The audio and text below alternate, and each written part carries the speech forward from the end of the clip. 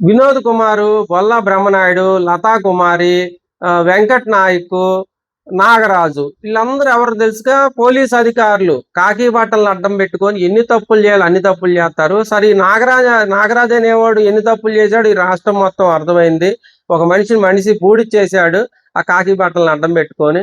అట్లా బౌన్స్ కూడా లేకుండా చేశాడు. మరి లతా కుమారి టాస్క్ ఫోర్స్ అని ఆమె మరి ఇంక కొద్ది పెద్ద పోస్ట్ కాబట్టి ఇంకా బయటికి రాలా, పెద్దగా ఎల్లుంటాయి వెళ్ళాల్సిన వాళ్ళకి.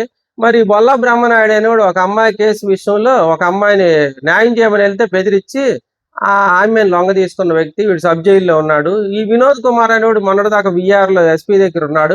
వాడికి మళ్ళీ పోస్టింగ్ ఇచ్చారు. మరి ఎన్ని దొంగ కేసులు కడతానుకో. మరి డిఎస్పీ వాడు తప్పుడు కేసు కట్టని డిఎస్పీ మురళీకృష్ణ చెప్పాడు.